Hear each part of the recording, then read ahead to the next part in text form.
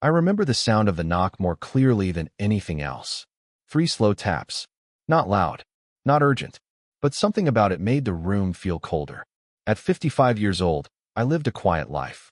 My days moved at a predictable rhythm. Morning coffee, a short walk, phone calls with my child who lived several states away. Nothing dramatic ever happened anymore. That was the way I liked it. So when the knock came that afternoon, I almost ignored it. Then it came again. 3 taps. I opened the door and saw a face I had not seen in almost 2 years. Jordan. We had been friends for decades. The kind of friend who drifted in and out of life depending on circumstances. Jordan looked thinner than I remembered. Eyes tired. Smile forced. But the first thing I noticed was the nervous way Jordan kept glancing over one shoulder. "Can I come in for a minute?" Jordan asked. I stepped aside. The moment Jordan walked into the house, the atmosphere shifted. People who have lived long enough recognize certain signals. Body language tells stories long before words do. Jordan looked like someone being followed by invisible pressure. I poured coffee. Jordan barely touched it. "I need a favor," Jordan said. Those 4 words have destroyed more peaceful lives than most people realize. "What kind of favor?" I asked. Jordan hesitated. Then came the request. "I need to borrow your car. Just for today." Simple. Ordinary. Yet something in my chest tightened. Jordan had always owned vehicles before. Reliable ones. Never needed to borrow mine. "Why mine?" I asked. "My car broke down this morning. I just need something to run a few errands." Jordan smiled again. It did not reach the eyes. I walked to the window and looked outside at my old sedan parked near the curb. The car was nothing fancy, but it was reliable. Paid off years ago. Maintained carefully. A small part of my mind whispered that lending it was a bad idea. Another part reminded me that Jordan had helped me many times years earlier. Friendship creates debts that linger long after the moment passes. So I grabbed the keys from the counter. I held them in my hand for a few seconds. "Bring it back tonight," I said. Jordan nodded quickly. Of course. The keys left my hand. That moment would replay in my mind for months afterward. Jordan drove away, and the quiet life I had known began to unravel. The afternoon passed slowly. At 6 o'clock, the car was still gone. At 8, still nothing. By 10, I started calling Jordan. No answer. Just after midnight, headlights washed across my living room wall. The car rolled back into the driveway. Jordan stepped out. I opened the door before the knock even came. Jordan looked exhausted. "Sorry for the delay," Jordan said quickly. "Long day." Something felt off. Jordan handed back the keys and walked away almost immediately. No conversation. No explanation. Just a rushed goodbye and the sound of footsteps fading into the night. I stood there watching the empty street. Then I walked toward the car. I had no real reason to inspect it, but a strange instinct pushed me forward. The driver's seat smelled different. Not unpleasant, just unfamiliar. The glove compartment was slightly open. The passenger seat was pushed farther back than usual. Small details, easy to overlook, yet they stacked together like pieces of a puzzle that did not belong. I crouched down and reached beneath the passenger seat. My fingers brushed against something flat. Paper. I pulled it out slowly. A sealed envelope. No stamp. No return address. Just my name written across the front in careful handwriting. For several seconds, I simply stared at it. I did not remember putting it there, which meant only one thing. Jordan had. A cold weight settled in my stomach. I carried the envelope inside and placed it on the kitchen table. The house was silent again. Too silent. The clock ticked loudly against the wall. I sat down, stared at the envelope. My name looked strange, written on something I had never seen before. I told myself it was nothing. Maybe Jordan had forgotten it there. Maybe it contained harmless paperwork. Yet something stopped me from opening it immediately. A strange feeling warned me that once I broke the seal, my life would split into 2 parts. Before the envelope, and after it. I wish I had trusted that feeling. Because when I finally opened it, the first thing that fell onto the table was a photograph of a child. And the second thing was a legal document with my signature on it. A signature I had never written. The photograph slid across the kitchen table and stopped near my coffee mug. For a few seconds, I did not move. The child in the photograph looked about 7 years old. Dark hair, calm eyes, a shy smile that felt strangely familiar. I leaned closer. Something about that face pulled at a distant corner of my memory, yet I could not explain why. The back of the photograph had a single date written in blue ink. May 14th. No year. just the day and month. I turned my attention to the second item inside the envelope. The legal document. Thick paper. Official seal in the corner. A signature line near the bottom. And my name written in careful printed letters. My hands felt colder as I picked it up. At first I scanned the top paragraph quickly, trying to understand what I was looking at. Then the meaning began to settle in piece by piece. The document described the creation of a financial trust. A large one. Several $100,000 placed under legal protection for a minor child. The beneficiary name appeared halfway down the page. The same child whose face stared up at me from the photograph. But that was not the part that made my heart slow down. The trustee. The person legally responsible for protecting the money. My name. I read the line 3 times, each time hoping I misunderstood. But the words did not change. My name sat there clearly printed beside the legal language. Then my eyes drifted to the bottom of the document. The signature. A neat version of my handwriting. Close enough to look real. Close enough that a stranger would believe it. But I knew immediately it was not mine. I had never signed this document. I had never seen it before tonight. And I had never heard of this child. The kitchen suddenly felt smaller. I leaned back in my chair and stared at the ceiling. Somewhere in the distance a car drove past the house. Normal sounds of the night continued like nothing had changed. But my mind had already begun racing. Why would Jordan leave this in my car? Why hide it under the seat instead of handing it directly to me? And why attach my name to something involving this much money? The questions stacked quickly. I reached for my phone and dialed Jordan. The call rang. No answer. I tried again. Still nothing. I opened the messaging screen and typed quickly. Jordan, you left something in my car. We need to talk. The message showed as delivered. But no reply came. Minutes passed. The photograph remained on the table beside the document. The child stared upward with that same quiet smile. I picked it up again. The familiarity bothered me. It felt like looking at a distant relative whose name I could not recall. Then another thought crept into my mind. If someone forged my signature on a legal trust document, the situation could turn serious very quickly. I imagined lawyers reviewing the paper, investigators asking questions, people assuming I had been involved in something illegal. My quiet life suddenly felt fragile. At 12:40 in the morning, the phone finally rang. Jordan. I answered instantly. Where are you? I asked. Silence filled the line for several seconds. Then Jordan spoke in a low voice. Did you find the envelope? The question felt strange. You left it under my seat, I said. Another pause. Then Jordan spoke again. Listen carefully. You cannot show that document to anyone. A wave of irritation rose inside me. You put my name on a legal trust fund I never signed, I said. You do not get to tell me what I can or cannot do. Jordan exhaled slowly. It is complicated. That explanation is not going to work tonight. Jordan did not respond immediately. Instead, I heard what sounded like traffic passing in the background.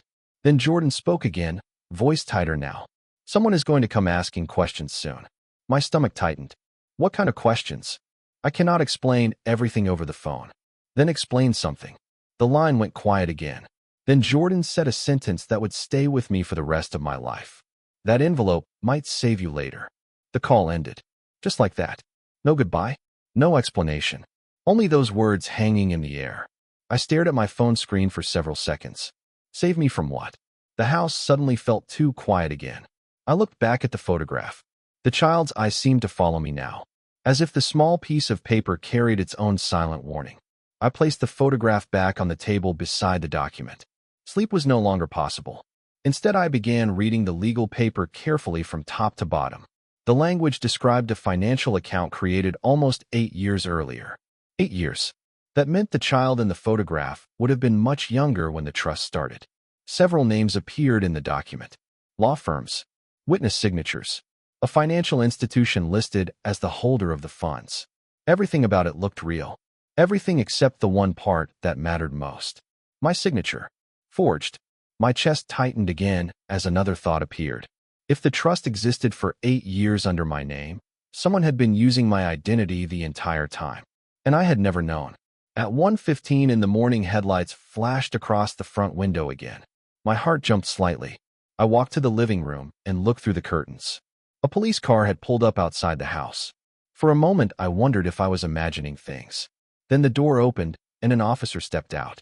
The knock came seconds later. 3 firm taps. different from Jordan's earlier knock. I opened the door slowly. The officer looked calm, but serious. "Good evening," the officer said. "Sorry to bother you this late." I nodded cautiously. "What can I help you with?" The officer glanced down at a small notebook. "I am looking for someone named Jordan Hale." My chest tightened again. "Jordan? Of course." "Yes," I said slowly. "Jordan stopped by earlier today." The officer studied my face for a moment. "Did Jordan borrow your vehicle?" The question felt like a trap. "Yes." The officer nodded once. "Jordan Hale is currently under investigation for financial fraud involving multiple accounts." My mind went completely still. Fraud. Multiple accounts. The envelope on my kitchen table suddenly felt heavier than before. The officer continued speaking. "We have reason to believe Jordan used several identities connected to friends and family." The officer paused, then asked the question that changed everything. "Has Jordan ever used your name for any legal or financial documents?" Behind me, sitting openly on the kitchen table, lay a forged document with my signature on it, and a photograph of a child whose face looked strangely like someone I might recognize. I hesitated, just long enough for the officer to notice. "Is something wrong?" the officer asked. My eyes drifted toward the kitchen. The envelope still lay open on the table, the photograph partly visible, and in that moment I realized something chilling. If I told the officer the truth, I might become the next suspect. Because according to the document in my house, I had been connected to Jordan's financial operation for 8 years. The officer waited. That was the part people never talk about. Silence inside conversations with law enforcement stretches longer than normal silence. Every second feels like a test. My eyes drifted toward the kitchen again. The photograph, the forged document, both sitting on the table behind me like silent witnesses. The officer followed my gaze. "What is in there?" the officer asked calmly. My heart began beating harder. If I lied and they found the document later, things would look worse. If I told the truth, I might step directly into a legal nightmare. Years of raising a child had taught me something about difficult moments. When the ground begins shifting, honesty usually creates fewer problems than panic. I stepped aside. "You should probably come in." The officer entered slowly, scanning the room with trained awareness. Nothing dramatic about the house. Just a quiet place where a 55-year-old parent lived alone most of the year. We walked toward the kitchen. The officer stopped when the document became visible on the table. "What is that?" the officer asked. "A problem I did not know existed until 30 minutes ago," I answered. The officer stepped closer and picked up the legal paper. Eyes moved carefully across the lines. The calm expression shifted slightly as the officer reached the signature section.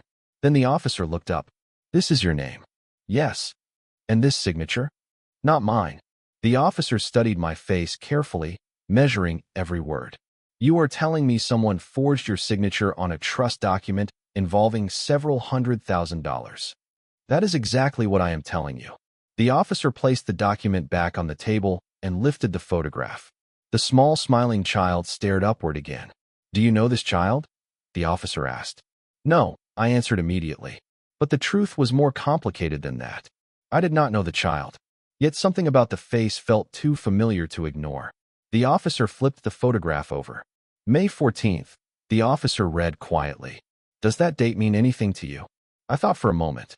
"No," the officer nodded slowly. Then the officer removed a small radio from the shoulder. A quick message was sent to someone on the other end. After a short pause, the officer turned back to me. "I need to ask a few questions," the officer said. I expected that.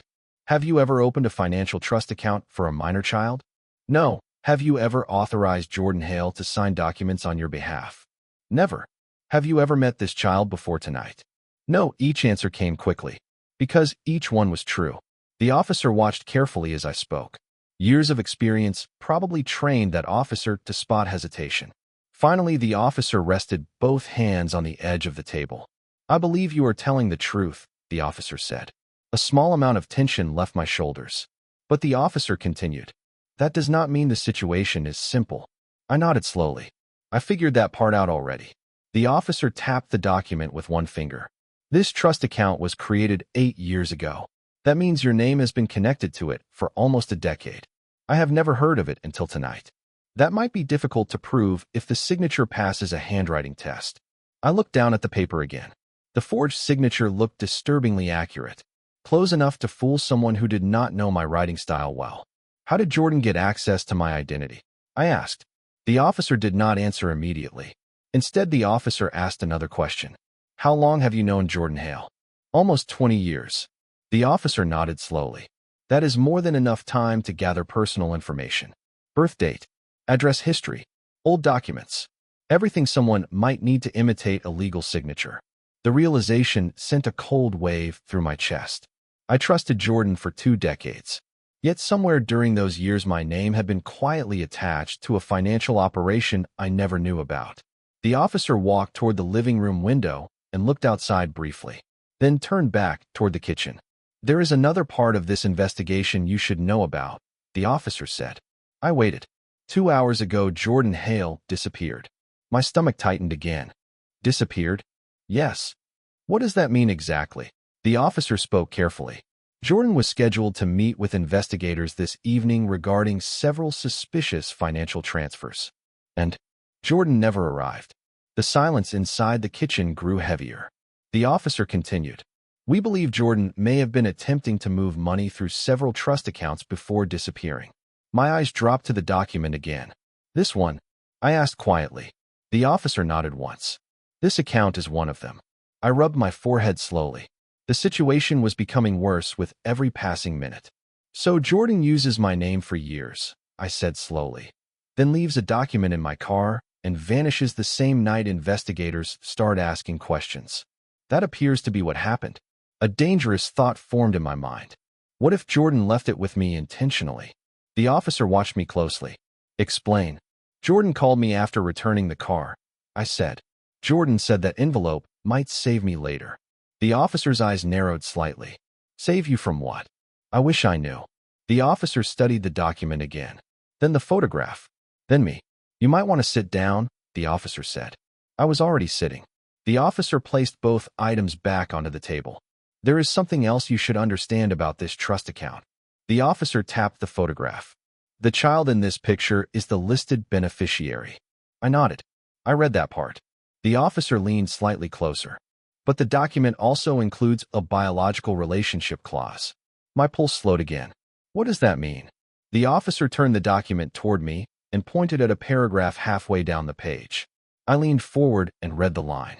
My breathing stopped for a moment, because the clause stated something I had not noticed earlier. The trust fund was legally structured for a minor child described as a direct blood relative of the trustee. My chest tightened slowly. That means, I whispered. The officer finished the sentence. It means the legal document claims that child is related to you. The room felt suddenly smaller. I looked at the photograph again. The child's eyes. The shape of the smile. The familiar feeling I could not explain earlier. My hands trembled slightly as a terrifying possibility appeared in my mind. A possibility that connected the photograph, the forged signature, and something buried deep in my past. But before I could say another word, the officer's radio crackled loudly. A voice spoke through the static. We found Hale's vehicle. The officer grabbed the radio. Location. The answer came seconds later. Abandoned near Riverside Bridge. The officer looked back at me slowly, then said the sentence that made the situation even worse. Jordan Hale may not be running anymore. A pause. Then the officer added quietly. Jordan Hale might be dead. Next chapter forward count.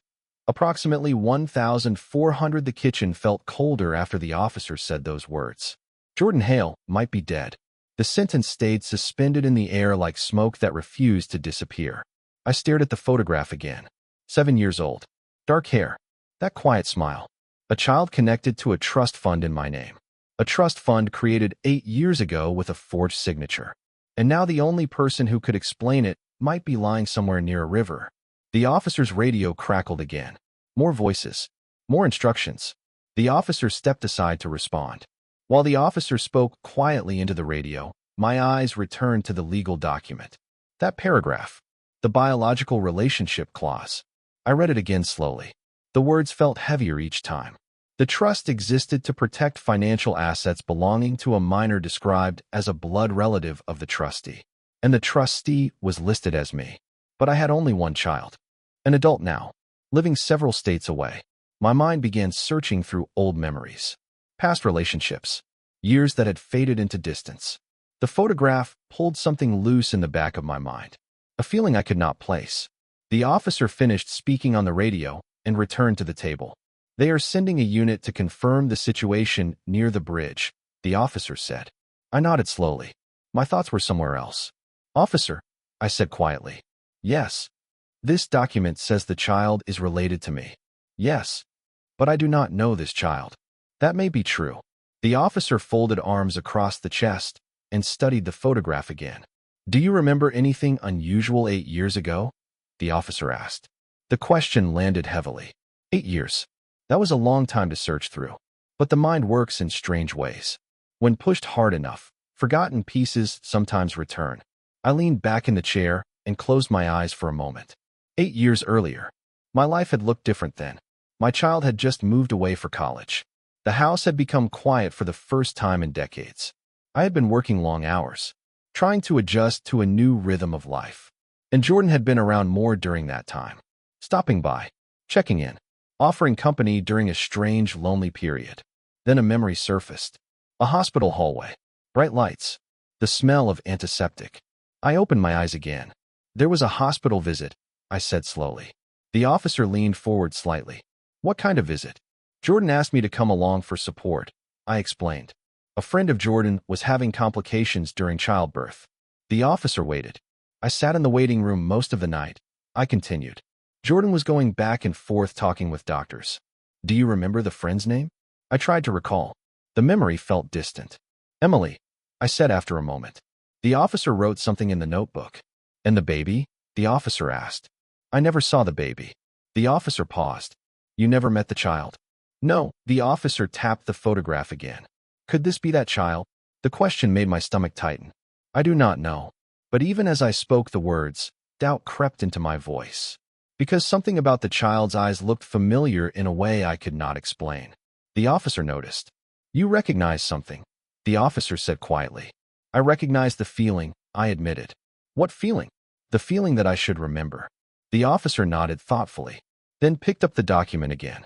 "There is another detail here," the officer said. The officer pointed to a smaller section near the bottom. I leaned closer. A witness signature. 2 names listed beneath the trustee line. One of them made my chest tighten again. Jordan Hale. The second name meant nothing to me. A legal clerk from a firm across the state. The officer spoke again. "If this document was filed properly 8 years ago, someone at that law office witnessed the signature. But the signature is fake, which means either the clerk was fooled or someone manipulated the paperwork afterward." The officer closed the notebook slowly. This case just became larger. I rubbed my temples slowly. How does a person even start fixing something like this? The officer looked at me carefully. "That depends on whether you were meant to find this document tonight." I looked up. "What do you mean?" "Jordan could have destroyed the envelope." "Yes." "Jordan could have hidden it somewhere else." "Yes." "But instead Jordan left it in your car." The officer paused. "Under the passenger seat." The meaning began forming slowly in my mind. "You think Jordan wanted me to find it?" "I think Jordan wanted someone to find it," the officer said. "Why?" "Possibly as insurance." "Insurance for what?" The officer tapped the trust document again. "For the truth." My eyes drifted toward the photograph. The child stared upward again, still smiling, still silent. But now the photograph felt less like a mystery and more like a key to something buried. Then another thought struck me suddenly. "Officer," I said. "Yes. If this trust fund exists, someone has been managing it for 8 years. "That is correct." "And that money belongs to the child." "Yes." "Which means someone might want control of it." The officer nodded slowly. "That is exactly the type of situation investigators are examining." My mind returned to Jordan again. Jordan disappearing. Jordan leaving the envelope. Jordan warning that it might save me. A strange idea formed in my mind. What if Jordan was trying to expose something? The officer raised an eyebrow. "Explain." "What if Jordan created the envelope as proof?" "Proof of what?" "That the trust fund exists under my name." The officer considered the possibility. "That would make the document very valuable. Valuable enough for someone to kill over." The officer did not answer immediately. Instead, the officer looked toward the window again, then back at me. Financial crimes involving children and large sums of money sometimes involve desperate people. The silence returned again. Heavy, slow. Then the officer's radio crackled once more. A voice came through clearly this time. Unit 12, we have confirmation. The officer grabbed the radio quickly. Status. The reply arrived seconds later. Vehicle registered to Jordan Hale, located at Riverside Bridge. A pause followed. Then the next words came. Inside the vehicle we found blood. The officer looked at me. Neither of us spoke. Then the radio finished the sentence. But Jordan Hale was not inside the car. The officer slowly lowered the radio, which meant one terrifying possibility remained. Jordan Hale had vanished, and the only explanation left behind was sitting on my kitchen table. A forged document, a photograph of a child, and a trust fund created in my name that I had never authorized. But the deeper problem had only begun to surface, because the officer pointed at the photograph again and said something that made my entire body freeze. We ran a quick facial comparison through our system. My throat tightened, and I asked. The officer held my gaze. The child in this photograph shares 40% facial similarity with you. The room went silent again. Then the officer said the words slowly. That child might be your grandchild. The word grandchild echoed in my head long after the officer stopped speaking. I stared at the photograph again. The small smile, the calm eyes, the shape of the face. Now that the officer had said it, the resemblance was harder to ignore. But the idea itself made no sense. I would know if I had a grandchild, I said quietly. The officer did not answer right away. Instead, the officer folded the photograph carefully and placed it back on the table. Sometimes families carry secrets longer than they expect, the officer said. I shook my head slowly. My child would never hide something like that from me. The officer studied my reaction. Do you speak often? Yes. When was the last time? 3 days ago. The officer nodded thoughtfully. Then we should not jump to conclusions yet. That statement helped slightly, but the seed of doubt had already been planted. I picked up the photograph again. The more I looked at the child, the stranger the feeling became. Not recognition. Something deeper. Something closer to instinct. Like my mind was trying to reach a memory that remained just out of reach. The officer cleared the throat softly. There is another problem, the officer said. I looked up. The trust document. What about it? The officer pointed to a section near the top of the page. I leaned closer. A line I had not noticed earlier sat quietly in the legal text. Primary guardian authorization required upon activation of account. I read the line again. What does activation mean? I asked. It means the money inside the trust becomes accessible. And when does that happen? The officer traced a finger along the next paragraph. According to this document, the account activates if the trustee becomes aware of the trust. My stomach dropped. What? The officer nodded slowly. The moment you opened this envelope and learned about the account, the trust legally activated. The kitchen felt suddenly smaller. You are saying this document was waiting for me to find it? Yes. And now that I have. The officer finished the sentence. Someone may attempt to claim the money. My mind raced. How much money are we talking about exactly? The officer turned the document again and pointed to the financial declaration page. The number written there made my chest tighten. $800,000. Placed under legal protection for the child. I leaned back in the chair. That kind of money attracts attention, I said. Yes. And Jordan controlled it? Jordan helped create it. The officer paused. But that does not mean Jordan was the only person involved. The silence returned again. Heavy. Then something strange happened. A faint sound outside the house. Both of us turned toward the window. Headlights slowly rolled across the front yard. Another car had arrived. The officer moved quickly toward the door and looked outside. Stay here, the officer said. I remained at the table while the officer stepped onto the porch. Voices began speaking outside. Low. Controlled. I could not hear the full conversation. Only fragments. Late hour. Investigation. Need to ask questions. After a moment, the officer returned inside. A second person followed. A tall man in a dark coat. Older than the officer. Sharp eyes. Calm expression. This is Detective Alvarez, the officer said.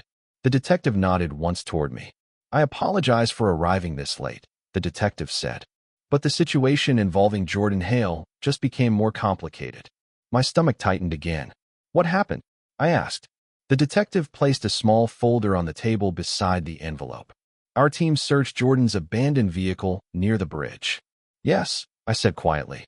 We also recovered Jordan's phone. That caught my attention, and the detective opened the folder slowly. Inside sat several printed messages, text conversations, email screenshots, financial transfer records. The detective slid one page toward me. This message was sent from Jordan's phone 3 hours ago. I read the line. If anything happens to me, the envelope is with them now. My breath slowed. Them. Jordan had not written my name, but the meaning felt obvious. The detective continued speaking. Jordan contacted multiple people tonight before disappearing. About the trust? I asked. Yes. The detective leaned forward slightly. Jordan claimed someone had been stealing money from the trust account for years. My eyes widened. Stealing from the child? Yes. And Jordan was trying to stop it. That appears to be the case. The detective tapped another page. But Jordan also said something else. I looked down. The message appeared simple, short, direct. If they realize the parent knows the truth, they will come for the envelope. A chill moved slowly through my chest. The parent. The detective watched my reaction carefully. That message was sent just before Jordan vanished. My mind struggled to process the meaning. You think someone might come here tonight? I said quietly. The detective nodded once. That possibility exists. The officer stepped closer to the door and looked outside again.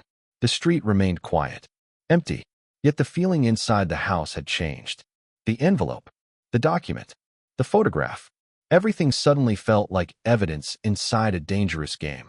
I looked back at the photograph again, the child still smiling, still unaware that hundreds of thousands of dollars had been tied to their name, still unaware that people might now be fighting over that money. Then the detective spoke again. There is something else Jordan recorded before disappearing. I looked up. What? The detective slid another paper across the table. A printed transcript. From a voice message. Jordan's voice had been transcribed line by line. My eyes moved slowly across the text. And halfway through the message, my heart nearly stopped. Because Jordan said something that changed the entire story. Jordan said the child was not only related to me. Jordan said the child had been living under a false identity. For 8 years. Hidden from the real family. Hidden from the real parent. And according to Jordan's final message, someone very close to me already knew the truth. The sentence on the paper did not feel real. Someone very close to me already knew the truth. I read the line again. Then again. The detective watched my reaction without speaking. The officer stood near the door, quietly listening. Inside the house, the silence felt heavy enough to press against my chest. I placed the transcript back on the table. You are saying someone in my life knows about this child? I said slowly. That is what Jordan claimed, Detective Alvarez replied. I rubbed my forehead. My family is not large. The detective nodded. Tell me about them. I leaned back in the chair and forced my thoughts into order. I have one child, I said. An adult now. Lives in another state. What is their name? Daniel. The detective wrote the name down. Anyone else close to you? The detective asked. Only a few old friends, I said. Jordan was one of them. The detective tapped the transcript again. Jordan sounded very certain about this. I looked at the photograph again. The child stared upward with that same calm expression. The resemblance now felt stronger than before. And that frightened me.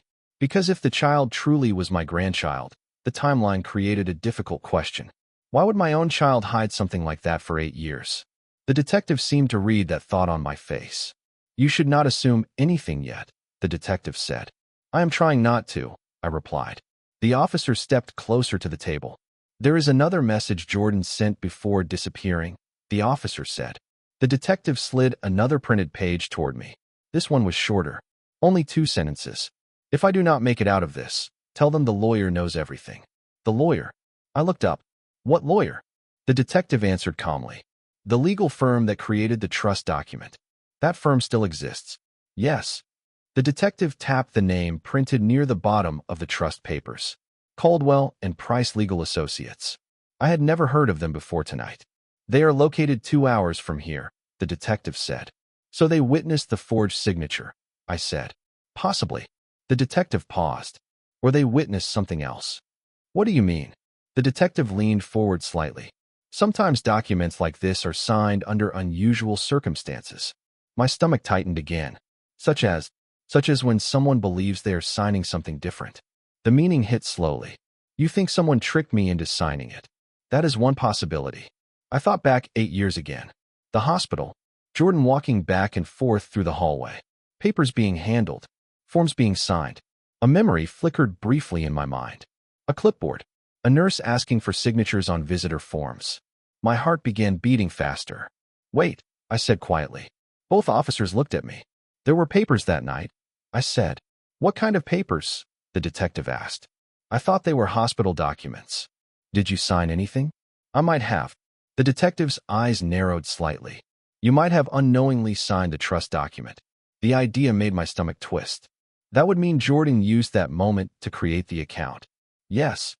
And used my name without explaining anything. The detective nodded slowly. That fits the timeline. The room fell silent again. If that theory was true, Jordan had manipulated me 8 years earlier. But then something did not add up. If Jordan created the trust using my signature, I said slowly, why would Jordan try to expose it now? The detective folded the arms thoughtfully. That is the question we are trying to answer. I looked back at the transcript again. Jordan's final message. Someone close to me already knows the truth. The thought returned to my mind again. My child, Daniel. But the idea felt impossible. Daniel had always been honest with me. We spoke often, shared everything.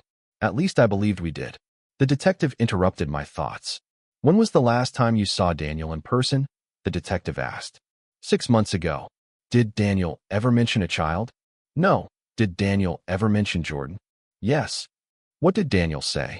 That Jordan had been helping with some legal paperwork years ago. The detective's eye sharpened. What kind of paperwork? I assumed it was related to taxes or financial advice. The detective slowly tapped the table.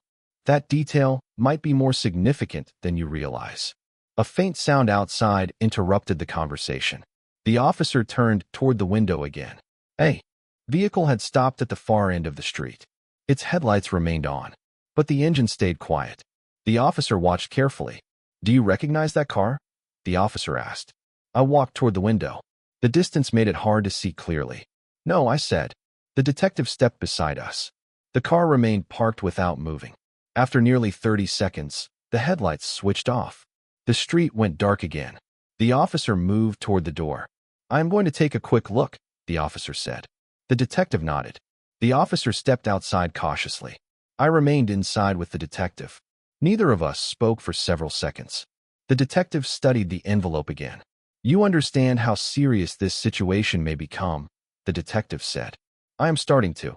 If someone has been stealing money from that trust for 8 years, they may try to destroy evidence. And the envelope is evidence. Yes.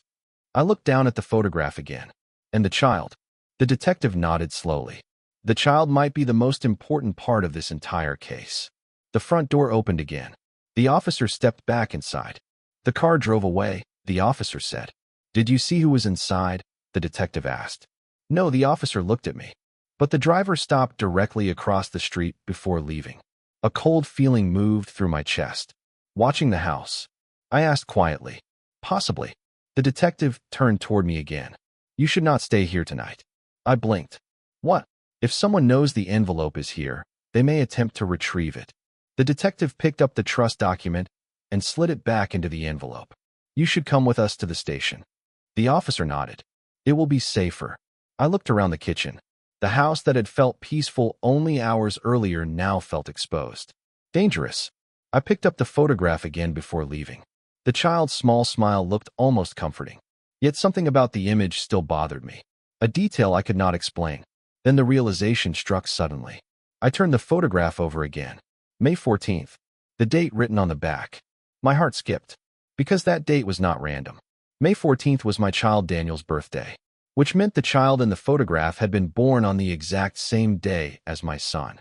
And in that moment, a terrifying possibility formed in my mind. Maybe the child was not my grandchild. Maybe the child was my son's child. And maybe my son had spent 8 years hiding the truth from me. The drive to the police station felt longer than usual. I sat in the back seat of the detective's car, holding the photograph carefully between my fingers. Streetlights passed one after another across the windshield, each flash of light revealing the child's face again. May 14th. The same birthday as my son. It could be coincidence. But the human mind rarely believes in coincidence when too many strange pieces begin lining up. Detective Alvarez drove calmly. The officer followed behind in another vehicle.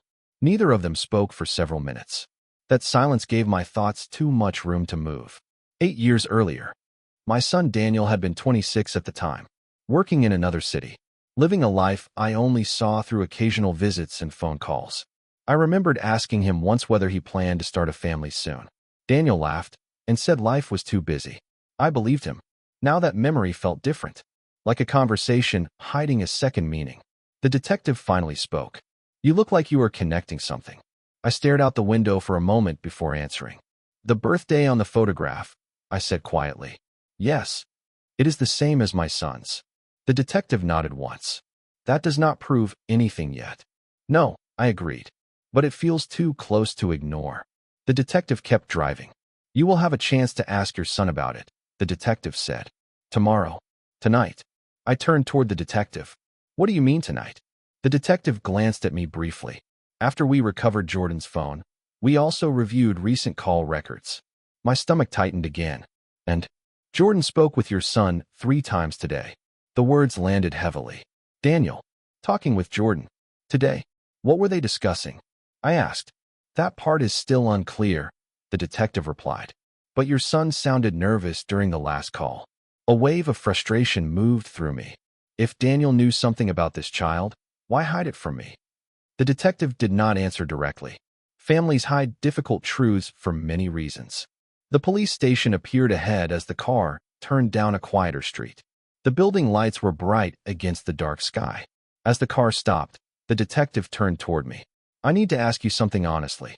"Go ahead." "If this child is connected to your family, are you prepared for the possibility that the story might involve mistakes from the past?" I thought about the question carefully.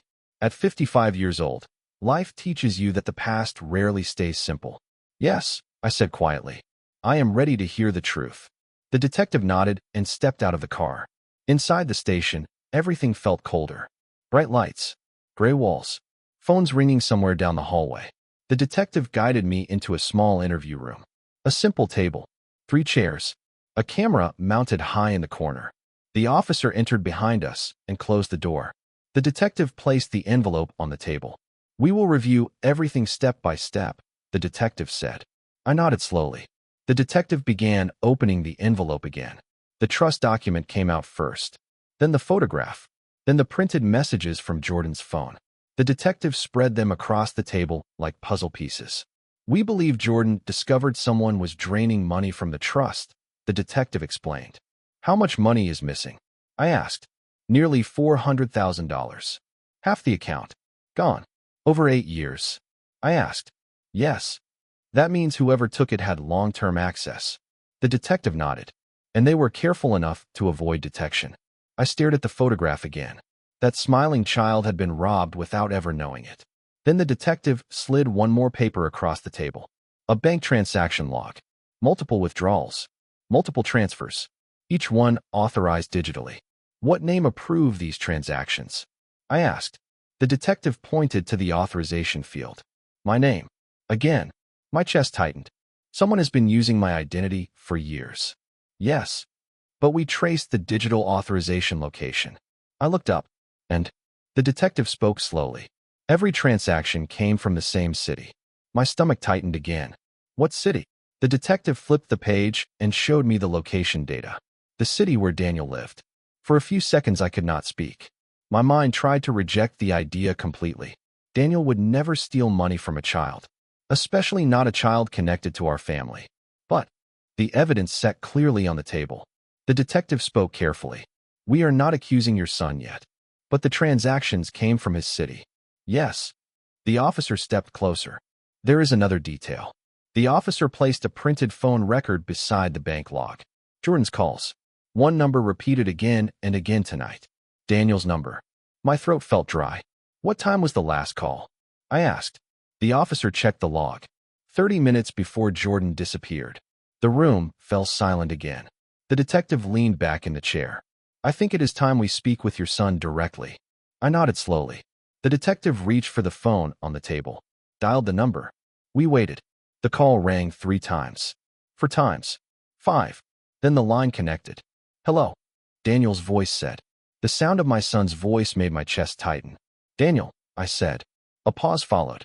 Dad, I am at the police station. Silence. Then Daniel spoke again. Why? The detective leaned forward and pressed the speaker button. Daniel, the detective said calmly, this is Detective Alvarez. We need to ask you some questions regarding Jordan Hale. Another pause. Longer this time. Then Daniel said something that made every person in that room freeze. I knew this would happen. The detective's voice remained steady. What do you mean? Daniel took a slow breath. Jordan told me the envelope might reach you tonight. My heart pounded. You knew about the envelope? I asked. Yes. My voice trembled slightly. Daniel, who is the child in the photograph? The silence that followed lasted nearly 10 seconds. Then my son spoke quietly. That child is my daughter. The words hit me like a shockwave. My grandchild. Real. Alive. Hidden for 8 years. But Daniel's voice had not finished. Because the next sentence was even harder to hear. And Jordan did not steal that money. The detective leaned closer. Then who did? Daniel hesitated. Then answered. I did. The room went completely silent. Even the quiet noise from the hallway outside the interview room seemed to fade away. My son had just confessed to stealing $400,000. I stared at the phone on the table as if it had suddenly become something dangerous. Daniel, I said slowly, tell me I heard that wrong. The line remained quiet for several seconds. Then my son spoke again. You heard it correctly. My chest felt tight. The detective leaned forward, voice calm and controlled. Daniel, this call is being recorded. I know, Daniel replied. Then explain why you just admitted to stealing money from a trust account. Another long pause followed. When Daniel spoke again, the tone of his voice had changed. Not defensive, not nervous. Tired. Very tired. Because I did not have another choice. The detective exchanged a glance with the officer. What kind of situation forces someone to steal nearly $500,000? The detective asked. Daniel let out a slow breath. You are asking the wrong question. Then what is the right question? The right question is who the money was stolen from. The detective looked down at the trust document again. The trust belongs to a minor child, the detective said. My daughter, Daniel replied. I felt my hands trembling slightly. A grandchild I had never met. A child whose photograph had been hidden inside my car. And now my own son had admitted to taking money meant for that child. My voice came out softer than I expected. Daniel, why? My son answered immediately. To protect her. The detective narrowed the eyes slightly. That explanation does not make sense. It will, Daniel said quietly. But you have to listen carefully. The detective nodded. Start talking. Daniel spoke slowly. 8 years earlier. The same night, I had been sitting in that hospital waiting room with Jordan. Emily had been giving birth to Daniel's child. But something had gone terribly wrong after the delivery. Emily developed severe complications. Doctors rushed her into emergency surgery. Jordan had stayed at the hospital trying to handle the chaos. Daniel had been panicking. A young father suddenly facing the possibility of losing the mother of his newborn child. Emily survived the surgery. But the medical bills began piling up almost immediately. Massive bills. Treatments. Special care. Medication. Insurance covered only part of it. The rest kept growing month after month. I listened carefully. The story sounded painful. But it still did not explain the trust fund. Daniel continued speaking. Jordan came up with an idea. My chest tightened again. Jordan said there was a way to secure money for the baby. The detective leaned closer. What kind of way? A legal trust. The detective tapped the document on the table. This one? Yes. Daniel explained that Jordan believed the best way to protect the child financially was to create a trust account tied to a stable adult with a clean financial history. Someone banks would trust. Someone investigators would not question. Me. My stomach twisted. So Jordan used my name. Yes. Without telling me. Yes. Anger rose inside my chest. But Daniel's voice continued. At the time we thought it was temporary. Temporary? I asked. Jordan planned to replace the trustee name later once Emily recovered. The detective folded the arms. But that never happened. No, Daniel admitted. Emily's health had continued declining during the following years. Multiple surgeries. Constant hospital visits. Financial pressure that never seemed to stop. Daniel said the trust fund money became the only safety net protecting the child's future. So you started withdrawing from it, the detective said. Yes. You drained half the account. Yes. Without legal permission. Yes. The detective's voice hardened slightly. That is financial fraud. I know, Daniel said quietly. I pressed my hand against the table. Why did you not tell me any of this? Daniel's answer came softly. Because I was ashamed. The word hung heavy in the air. For 8 years you never told me I had a grandchild, I said. I wanted to, Daniel replied. But every year the situation became worse. The detective interrupted. There is still one problem with your story. Daniel waited. If you were withdrawing money from medical care, the detective said, why was Jordan trying to expose the trust account tonight? Another pause. This one felt heavier. Then Daniel said something that changed everything again. Because someone else started stealing from it. The detective's eyes sharpened. What do you mean someone else? For the last year the account began losing money I never touched. The detective grabbed the bank log quickly. You are saying there were unauthorized withdrawals? Yes. Do you know who made them? Daniel hesitated, then answered quietly. Yes. The detective leaned forward. Who? Daniel spoke the name slowly. The lawyer. The room fell silent again. Detective Alvarez looked down at the trust document. The name printed near the bottom. Caldwell and Price Legal Associates. The lawyer who had witnessed the signature 8 years earlier. The detective spoke carefully. You are accusing the lawyer of stealing from the trust. Yes. And Jordan discovered it. Yes. The detective looked at the officer, then back at the phone. That explains why Jordan contacted investigators tonight. Daniel's voice grew quieter. Jordan said the lawyer would try to silence anyone who knew the truth. The detective's eyes moved slowly toward the envelope on the table. And Jordan believed this envelope was proof. Yes.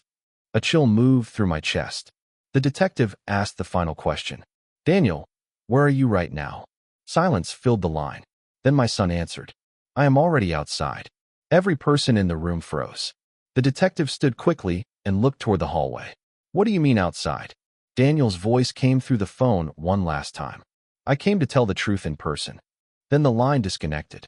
At that exact moment, loud shouting erupted somewhere near the front entrance of the police station. Footsteps. Voices. A door slamming. The officer grabbed the radio immediately. Front desk, what is happening? A panicked voice came through the radio. Someone just walked in asking for Detective Alvarez. The detective moved toward the door quickly. Did they say their name? The detective asked. The radio crackled. Yes. A pause followed. Then the answer came. Daniel. But before anyone could move, the voice on the radio added something else. And he says someone followed him here. The moment the voice on the radio said those words, the entire room shifted into motion. Detective Alvarez opened the door immediately. The officer moved first, already reaching for the radio again. Lock the front entrance, the officer ordered. Do not let anyone leave until we confirm the situation. A reply crackled back. Understood. I followed them into the hallway without thinking. My mind was focused on only one thing now. My son was inside the building, and someone had followed him. The detective walked quickly toward the front of the station. 2 other officers stepped out from nearby offices after hearing the radio call. When we reached the main lobby, I saw Daniel for the first time in 6 months. He looked exhausted. His clothes were wrinkled, his eyes red as if he had not slept. But he was standing, alive. For a moment, neither of us spoke. Then Daniel looked at me. Dad, he said quietly. Before I could respond, Detective Alvarez stepped forward. Daniel, we need to know exactly who followed you. Daniel turned toward the glass entrance doors. I do not know the person's name, he said, but I know where he works. The detective waited. Daniel pointed toward the trust document folder in the detective's hand. The law firm. The detective's expression hardened slightly.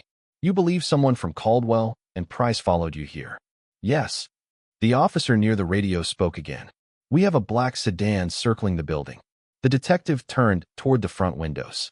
Through the glass, headlights slowly passed across the parking lot. My chest tightened. Stay inside, the detective told Daniel. 2 officers moved toward the entrance and locked the doors.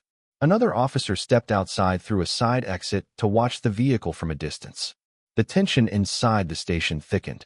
Daniel walked slowly toward me. Up close I noticed how much weight he had lost. I am sorry, he said quietly. For everything. I looked at him for several seconds. 8 years of silence. 8 years of hidden truth. 8 years of a grandchild I never knew existed. My voice came out steady but heavy. We will talk about that later. Daniel nodded slowly. The detective returned to the conversation. Daniel, I need you to explain exactly what happened with the lawyer. Daniel took a breath and began. A year earlier, Daniel had noticed irregular withdrawals from the trust account. Small amounts at first, 5,000, 10,000, then larger sums, 20,000, 30,000. Money Daniel never authorized. The bank records showed the withdrawals were approved through legal oversight, which meant the law firm had access. Daniel confronted Jordan about it. Jordan started investigating quietly. What Jordan found shocked both of them. One of the senior lawyers at Caldwell and Price had been using dormant trust accounts to funnel money into private investment accounts. The lawyer believed no one would ever notice, because most trust beneficiaries were minors, too young to monitor finances. My grandchild's trust became one of those targets. The detective listened carefully. How much money did the lawyer take? The detective asked. Nearly 200,000, Daniel answered. The detective glanced at the bank log again. That matches our records. Daniel continued. Jordan gathered evidence quietly. Bank statements, transaction records, copies of legal authorizations. Jordan planned to expose the lawyer to investigators. But Jordan also knew something dangerous. The lawyer had powerful connections that could bury the truth. So Jordan prepared a backup plan. The envelope. Jordan placed the trust documents in my car so the evidence would remain outside the law firm's reach. If anything happened to Jordan, the envelope would lead investigators to the truth. Detective Alvarez nodded slowly. That explains why Jordan contacted us tonight. Daniel's voice dropped lower. Jordan believed the lawyer already suspected something. The detective looked toward the front windows again. The black sedan headlights passed the building once more. Still circling, still watching. The officer near the door spoke quietly into the radio again. The vehicle has slowed down. Detective Alvarez stepped closer to the window. The sedan rolled slowly past the station entrance. Then it stopped, directly across the street. My stomach tightened. Inside the car, a figure sat behind the steering wheel, watching the building, watching us. The detective spoke calmly. That is bold behavior. The officer nodded, almost like they want us to notice. Daniel suddenly stiffened beside me. His eyes locked onto the car. That is him. The detective turned quickly. You recognize the driver? Daniel nodded. Yes. Who is it? Daniel swallowed hard. Michael Caldwell. The name hung heavy in the air. One of the founding partners of the law firm. The same firm that created the trust. The same firm that witnessed the forged signature. The same firm that had access to the account. Detective Alvarez immediately picked up the radio. All units, we have a suspect vehicle outside the station. The officer near the door moved closer to the glass. The sedan remained still for several seconds. Then something unexpected happened. The driver opened the car door, stepped out slowly. Michael Caldwell stood across the street under the streetlight. An older man in a tailored suit.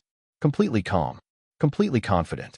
He looked directly at the station entrance, then began walking toward the building. The detective muttered quietly. That is not the behavior of someone afraid of being caught. Daniel's voice trembled slightly. He thinks he can talk his way out.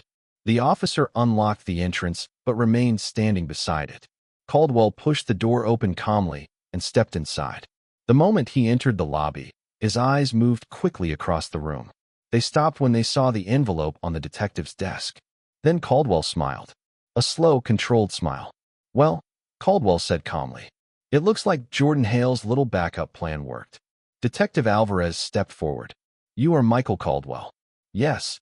We would like to ask you some questions. Caldwell adjusted the cuffs of his suit. I assumed that would happen tonight. The detective crossed the arms. You do not seem very worried. Caldwell chuckled quietly. Detective, I am a lawyer. Questions are part of my profession. Daniel stepped forward suddenly. You stole money from my daughter. Caldwell's eyes shifted toward him. Ah, Caldwell said softly. The concerned father. Daniel clenched his fists. You ruined her future. Caldwell tilted his head slightly. Actually, he said calmly, I improved it. The detective frowned. What does that mean? Caldwell looked directly at me, then said something that made the entire room go silent again. The money in that trust never belonged to the child. My chest tightened.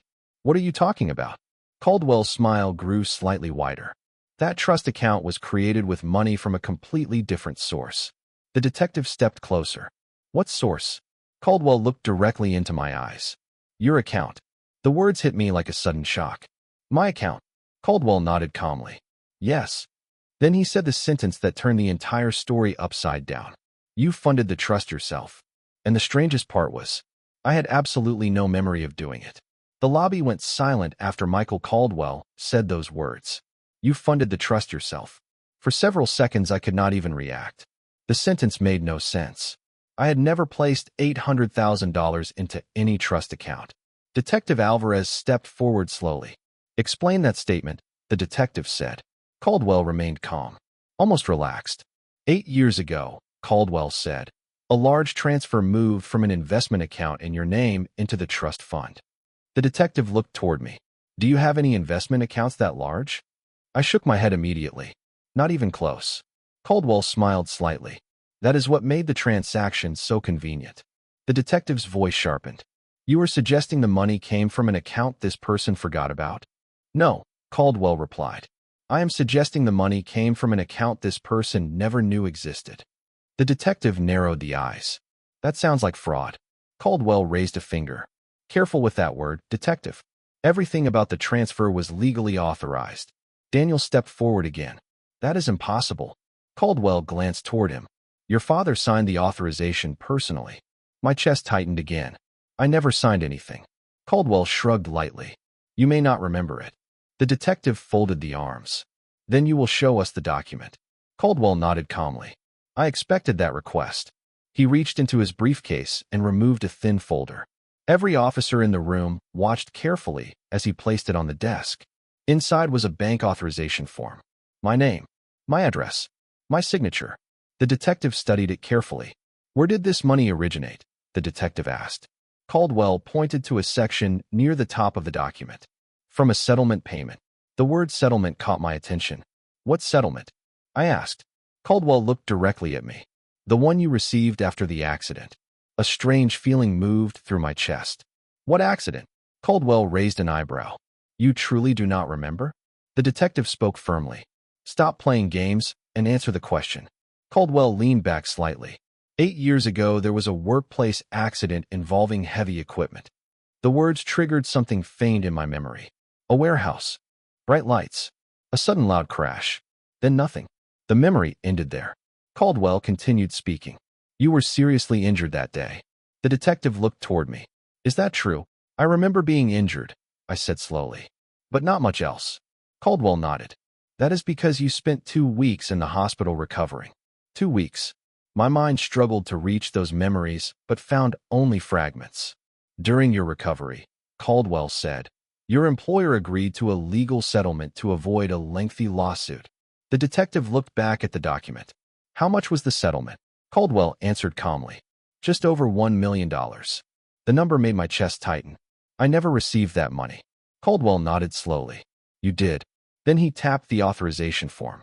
And you signed the document instructing our firm to place most of it into a trust account. The detective spoke again. For what purpose? Caldwell's eyes moved toward the photograph sitting on the desk. For the child. My breathing slowed. You are saying I created the trust willingly? Yes. And gave nearly my entire settlement to a child I did not know. Caldwell's smile returned. That is exactly what you did. Daniel shook his head. That is a lie. Caldwell looked at him calmly. Your father insisted on it. The detective's patience was fading. Why would someone donate their entire legal settlement to a child they had never met? Caldwell looked directly at me again. You had met the child. My chest tightened. When? The night she was born. My mind flashed back to the hospital hallway. Jordan walking between rooms. Nurses moving quickly. Doctors speaking in urgent tones. But I had never seen the baby. At least I thought I had not. Caldwell continued. You entered the maternity room shortly after the delivery. Daniel stared at him. That never happened. Caldwell ignored him. You saw the baby lying in the crib. The memory shifted again. A faint image appeared in my mind. A small bundle, wrapped in a hospital blanket. A tiny hand gripping one of my fingers. My chest tightened suddenly. I remember something. I whispered. The detective leaned closer. What do you remember? A nurse asked me if I wanted to hold the baby. Daniel looked at me in shock. You never told me that. I did not remember it until now. Caldwell nodded slowly. That moment changed everything. The detective frowned. What moment? Caldwell's voice softened slightly. When the nurse told you the baby might not have a stable future, the room fell quiet again. Caldwell continued. Emily's medical condition was uncertain. Doctors believed she might not survive long enough to raise the child. Daniel looked stunned. They never told us that. They told your father, Caldwell said. The memory inside my mind began clearing. The nurse's voice. The small baby gripping my finger. A quiet promise I had made without fully understanding the consequences. Caldwell spoke again. You asked our firm to create a trust that would guarantee the child financial security. My heart pounded slowly, and I used my settlement money. Yes. The detective glanced toward the bank logs again. Then how did you gain access to the trust? Caldwell smiled faintly. That is where things became flexible. The detective's eyes narrowed. You altered the access permissions. I adjusted them. That is theft. That is interpretation. Daniel slammed his hand on the desk. You took money meant for my daughter. Caldwell turned toward him. Your daughter still has $400,000 waiting. That money was never yours. Caldwell's expression remained calm. Perhaps not. The detective stepped closer. But you admitted moving the money. Caldwell spread his hand slightly. I made investments with it. You gambled with it. Business opportunities. The detective looked toward two nearby officers. Place him under arrest. One officer stepped forward and secured Caldwell's wrists. Even as the handcuffs clicked into place, Caldwell did not look worried. Instead, he looked directly at me. You should not be angry with me, Caldwell said. My voice came out low. Why not? Because the trust still exists. Yes. And the child will still receive the money. Yes. Caldwell tilted his head slightly. But the real gift you received tonight was not the trust. My chest tightened. What gift? Caldwell nodded toward the photograph again. The child. Daniel looked at me quietly. Dad, my voice trembled slightly. My grandchild. Daniel nodded. Yes. 8 years. 8 years of silence. 8 years of a child I never knew existed. But Caldwell spoke one final sentence before the officers led him away. You may want to hurry. The detective turned. Hurry for what? Caldwell smiled one last time. Because Jordan Hale is still alive. The entire room froze again. What? The detective asked sharply. Caldwell shrugged lightly. Jordan arranged tonight very carefully. The detective stepped closer. Where is Jordan? Caldwell's smile faded slightly. I would check the hospital. The detective's voice hardened. Why? Caldwell answered calmly. Because Jordan is the only person who knows the last piece of the truth. And according to Caldwell, Jordan had been waiting for me to arrive all night. The moment Caldwell mentioned the hospital, Detective Alvarez did not waste another second. Get confirmation, the detective told one of the officers. Call every emergency room within 20 miles. The officer moved quickly toward the front desk phone. Daniel and I stood near the table, still absorbing everything that had just happened. 8 years. 8 years of lies, secrets, and missing memories. And now one more piece of the story had appeared. Jordan was alive. The officer returned less than 2 minutes later. There was an admission at Riverside Medical Center, the officer said. My chest tightened. Name? The detective asked. The officer looked down at the notes. Jordan Hale. The detective nodded sharply. What condition? The officer hesitated. Serious injuries. Daniel and I exchanged a quick look. Car accident? Daniel asked. The officer shook the head. No, the officer paused before finishing the sentence. Gunshot wound. The air inside the lobby seemed to stop moving. Detective Alvarez immediately grabbed the car keys. We are going to the hospital, the detective said. Daniel looked toward me. I am coming too. The detective nodded once. Both of you stay close. The ride to the hospital felt faster than the drive to the station earlier that night. Sirens echoed across the quiet streets as the detective's vehicle moved quickly through intersections. I sat beside Daniel in the back seat. Neither of us spoke for several minutes. There were too many things to say, too many years to explain. Daniel finally broke the silence. I should have told you sooner. I stared at the city lights passing outside the window. Yes, I said quietly. I was afraid, Daniel continued. Afraid of what? That you would hate me for what I did with the trust. I looked at him. You hid my grandchild for 8 years. Daniel lowered the eyes. I know, but that does not mean I hate you. Daniel looked surprised. You do not. I shook my head slowly. No parent ever stops caring about their child. The words felt heavier than I expected. Daniel nodded slowly. Thank you. The hospital came into view just ahead. Bright lights. Emergency entrance. 2 police vehicles already parked near the front doors. Detective Alvarez stopped the car quickly. Stay behind me, the detective said. Inside the hospital, everything smelled like antiseptic and quiet tension. Hey. Nurse at the front desk recognized the detective immediately. You are here about the patient from Riverside Bridge? The nurse asked. Yes, the detective replied. How is Jordan Hale? The nurse's expression softened slightly. Stable for now. Relief moved slowly through my chest. Can we speak with Jordan? The detective asked. The nurse hesitated. Only briefly. The nurse guided us down a hallway toward a private room. As we walked, Daniel spoke quietly beside me. Jordan saved my life more than once. I glanced at him. How? Jordan helped raise my daughter when Emily could not. The statement caught my attention. Emily's condition was that serious? Daniel nodded. For years. The nurse stopped outside a hospital room. You have 5 minutes, the nurse said. The detective opened the door slowly. Jordan lay in the bed, pale but conscious. A bandage wrapped across the shoulder. Several machines beeped quietly beside the bed. Jordan's eyes moved toward us. Then a weak smile appeared. Well, Jordan said softly. You finally found the envelope. I stepped closer. You nearly got yourself killed. Jordan shrugged weakly. Some truths are expensive. Detective Alvarez stepped forward. We need answers. Jordan nodded slowly. You deserve them. Daniel moved closer to the bed. You should have told me Caldwell would attack you. Jordan looked at him. I was not sure he would. The detective crossed the arms. Start explaining. Jordan spoke slowly, pausing between sentences. Jordan had discovered Caldwell's theft nearly 6 months earlier. Instead of going directly to the police, Jordan gathered proof quietly. Jordan knew Caldwell had powerful connections. Evidence needed to be undeniable. But Caldwell eventually realized someone was watching the trust accounts. Jordan became the target. Tonight, Caldwell arranged the confrontation near the bridge. Jordan escaped, but not before taking a bullet. Jordan drove to the hospital and called investigators before collapsing in the parking lot. The detective nodded slowly. That explains the blood in the car. Jordan looked at me again. I am sorry for dragging you into this. I shook my head. You were protecting my grandchild. Jordan smiled faintly. Yes. I looked at the machines beside the bed. You could have died tonight. Jordan shrugged again. But I did not. Then Jordan looked toward Daniel. And your daughter still has a future. Daniel's voice trembled slightly. I never thank you properly. Jordan waved a weak hand. Just promise me something.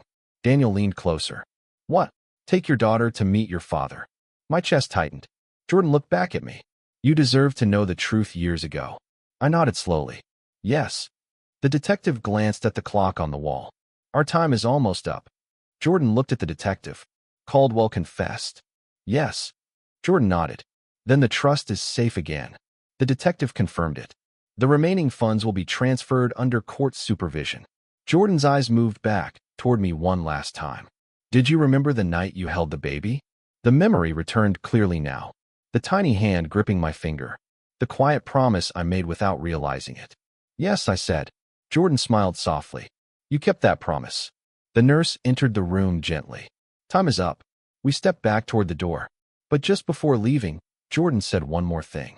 Your grandchild is waiting to meet you. Daniel looked at me. She is at home with Emily tonight. I nodded slowly. A strange warmth moved through my chest. A child I had never known. A family connection hidden for nearly a decade. But Jordan spoke one final sentence before we left the room. You might want to hurry. I turned back. Why? Jordan smiled again. Because the most priceless thing you found in that car was never the envelope. I waited. Jordan finished. The thought quietly. It was the truth that led you back to your family. And the next morning, I would finally meet my grandchild for the first time. The next morning arrived faster than I expected.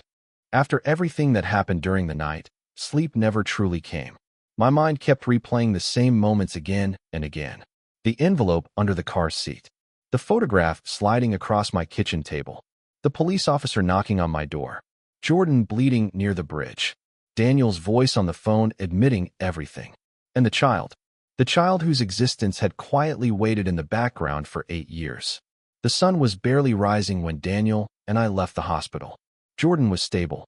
Doctors expected a full recovery, though it would take time. As we walked toward the parking lot, the early morning air felt strangely calm, almost peaceful. Daniel looked tired but relieved. "Emily is waiting at home," he said. I nodded. "And my granddaughter?" Daniel smiled faintly. "Yes." We drove in silence for most of the trip. The city slowly woke around us. Cars filled the streets. Coffee shops opened. People began their normal routines. But my life no longer felt normal. Everything had shifted in less than 24 hours. Daniel finally spoke again as we turned into a quiet neighborhood. "I should warn you about something." "What?" "My daughter can be shy around new people." I smiled slightly. "I have raised a child before." Daniel laughed softly. "That is true." The house appeared at the end of the street. A small 2-story home with a narrow front yard. Daniel parked the car and turned off the engine. For a moment, neither of us moved. "This is the moment," Daniel said quietly. "Yes." We stepped out of the car and walked toward the front door. My heart felt heavier with every step. 8 years of lost time stood behind that door. Daniel rang the bell. A few seconds later, the door opened. Emily stood there, older than I remembered, thinner, but her eyes were warm. She looked nervous. "Hi," she said softly. "Hi," I replied. For a moment, none of us spoke. Then Emily stepped aside. "She is in the living room." Daniel walked in first. I followed slowly. The house smelled like breakfast and warm coffee. Small toys sat scattered across the living room floor. A tiny backpack rested near the couch. Then I saw her, the same child from the photograph, sitting cross-legged on the carpet, drawing with colored pencils. She looked up when we entered. Her eyes moved from Daniel to me. Curious, quiet. Daniel knelt beside her. "Sweetheart," he said gently. "Yes. There is someone I want you to meet." The child stood slowly. Daniel placed a hand on her shoulder. "This is my dad." The little girl studied my face carefully, then asked a simple question. "Are you my grandparent?" The word hit my chest with surprising force. "Yes," I said softly. Her small face brightened. "I thought so." I blinked. "You did?" She nodded proudly. "Daddy showed me a picture of you once." I glanced toward Daniel. "You did?" Daniel smiled slightly. "I wanted her to know you existed." The little girl stepped closer. Up close, I could see the resemblance even more clearly. The same calm eyes. The same quiet smile. "What is your name?" I asked. "Sophia," she answered. "Sophia. A beautiful name." I knelt down so we were at the same height. "Sophia," I said, "I am very happy to meet you." She tilted her head slightly. Why did it take so long? The honesty of children can be disarming. I took a slow breath. Because sometimes adults make mistakes. Sophia nodded like she understood. Then she reached out and hugged me. A small, warm hug. But in that moment it felt larger than anything else that had happened the entire night. More valuable than the trust fund. More powerful than the courtroom battles that would follow. More meaningful than any legal document. Sophia pulled back and smiled again. "Do you want to see my drawings?" I laughed softly. "I would love to." She ran back to the carpet and began showing me pages filled with colorful pictures. Daniel and Emily watched quietly from the couch. For the first time since the envelope appeared in my car, the tension inside my chest began to ease. The legal battles would continue. Caldwell would face trial. Investigators would recover the stolen money. But those problems felt smaller now, because the most important thing had already been returned. Family. Sophia eventually looked up from her drawings. "Grandparent?" "Yes." "Will you come visit again?" I smiled. "Many times." She nodded happily and returned to her pencils. Daniel walked over and sat beside me. "I know I cannot undo the last 8 years," he said quietly. "No," I agreed. "But we can decide what the next 8 years look like." Daniel smiled. "I would like that." Later that afternoon, while Sophia played in the yard, I thought back to the moment the envelope slid out from under the passenger seat. At the time, it felt like the beginning of a nightmare. Police, fraud, secrets. But that envelope carried something far more valuable than money.